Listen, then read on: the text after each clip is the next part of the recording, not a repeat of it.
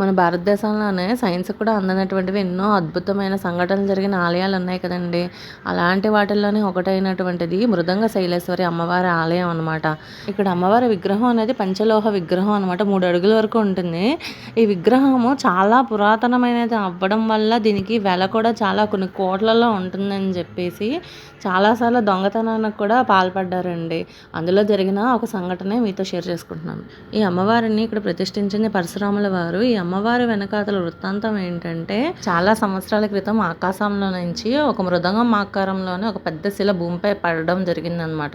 ఆ శిలలోని అమ్మవారి రూపు ఉండడం చూసి పరశురాముల వారు అందులో ఉండే శక్తిని పంచలోహ విగ్రహంలోని ఆవాహనం చేశారంటండి. తర్వాత ఇక్కడ అమ్మవారిని ప్రతిష్ఠించడం జరిగిందనమాట. ఈ అమ్మవారి ఆలయం ఎక్కడుందంటే గనక మనకి దక్షిణ కేరళలోని కున్నూరుకి 44 కిలోమీటర్స్ దూరంలోనే, అంటే రైల్వే స్టేషన్ నుంచి ముజుకును అనే ఊర్లోని ప్రతిష్ఠించడం జరిగిందండి. ఈ ఆలయంలోని ఇంకో వింతైన సంఘటన ఏంటంటే, ఎక్కడైనా చెట్ల ఆకులు అనేవి ఆకుపచ్చ రంగులోనే ఉంటాయి కదండి. ఏవో కొన్ని స్పెషల్ చెట్లు అయితే వాటికి వేరే రంగు ఉండొచ్చు ఆకులకి, కానీ రావి చెట్టు ఆకులు అనేవి ఎప్పుడూ ఆకుపచ్చ రంగులోనే ఉంటాయి.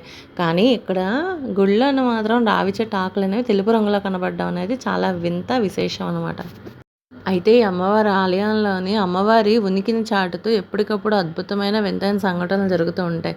అయితే ఇందులో జరిగిన ఒక అద్భుతమైన సంఘటన ఏంటంటే, ఈ ఆలయంలో అమ్మవారి విగ్రహం పంచలోహ విగ్రహం అవ్వడం చేత, కొన్ని కోట్ల ఖరీదు చేయడం చేత దుండగులు, దొంగలు అనేవారు చాలామంది దొంగతనానికి పాల్పడ్డారండి.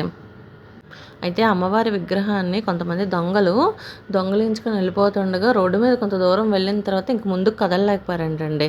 అయితే వాళ్ళు ఏం చేశారంటే, రోడ్డుకి ఒకవైపుగా అమ్మవారి విగ్రహాన్ని పెట్టి దాని కింద ఒక కాగితంలోని ఈ విధంగా రాసి పెట్టారంట. ఈ అమ్మవారి విగ్రహం మృదంగ శైలేశ్వరి అమ్మవారిది, ఈ గ్రామానికి చెందింది కాబట్టి అమ్మవారిని అక్కడ పెట్టండి అని చెప్పేసి వెళ్ళిపోయారంటండి.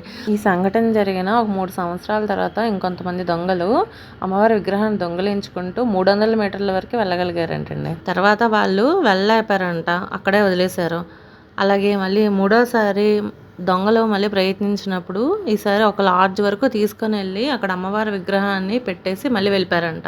అయితే ఈ విధంగా 3 సార్లు దొంగతనం జరిగి ఇలా వదిలి వెళ్ళిపోవడం అనేది అక్కడ ఉండే పోలీసులకి చాలా ఆశ్చర్యానికి గురి చేసిందండి. అందులోనే డీజీపీ అలెగ్జాండర్ అని ఆయన దొంగతనం చేసిన ప్రతిసారి దొంగల్ని పట్టుకొని అడిగారంట, ఎందుకు ఇలా జరిగింది, ఎందుకు వదిలేశారు, ఏంటి వెనకాల రహస్యం ఏంటి అని అడిగితే వాళ్ళు చెప్పారంట, దొంగతనం చేసిన ప్రతిసారి వాళ్ళకి ఏదో మైకం కమ్మినట్టు అయిపోయి సగం దూరం వెళ్ళి వదిలేయడము, నెక్స్ట్ వాళ్ళకి ఎక్స్క్రీటరీ ఆర్గన్స్ అనేవి కంట్రోల్ అనేది తప్పిపోయిందంటండి. దాంతోనే వాళ్ళకి మోషన్స్, వామిటింగ్స్ ఇలాంటివన్నీ జరిగి ముందుకు సాగలేకపోయారంట. అందుకే భయపడి అమ్మవారి విగ్రహాన్ని అక్కడే వదిలేసేవారంటండి. ఈ విషయం బయటికి రావడంతో ప్రపంచం మొత్తం పాకిందండి. అయితే ఈ దొంగతనాలు జరిగిన ప్రతిసారి అక్కడ చుట్టుపక్కల మలమూత్ర విసర్జనాలు జరగడం వెనకాల కారణం ఏంటి అని ఆ ఆలయ పూజారులను అడిగితే గనక వాళ్ళు చెప్పింది ఏంటంటే, ఈ అమ్మవారి ప్రతిష్ఠ అనేది తాంత్రిక విధానంలోనే జరిగిందంటండి. ప్రతిష్ఠ చేసినప్పుడు 9 రోజులు తాంత్రిక విధానంలోని పద్ధతుల్లో పూజలు జరిగిన తర్వాత ప్రతిష్ఠించడం జరిగింది కాబట్టి అమ్మవారి శక్తి వలన ఇవన్నీ జరుగుతున్నాయని చెప్పారంటండి. అమ్మవారి ఆలయం అనేది చాలా అద్భుతమైన శైలిలో కట్టడం జరిగింది. అలాగే అమ్మవారి ఆలయం దగ్గర ఉండే కోనేరు కట్టడం కూడా చాలా అద్భుతంగా ఉంటుందండి. ఇంకా ఇక్కడే కేరళ వాళ్ళకి సాంప్రదాయకమైన కథాకళి అనేది ఇక్కడే పుట్టిందంటండి, ఆ డ్యాన్స్ అనేది. మీకు ఎప్పుడైనా కుదిరితే కనుక కేరళ వెళ్ళినప్పుడు అమ్మవారిని దర్శించుకోవడం మిస్ అవ్వద్దండి.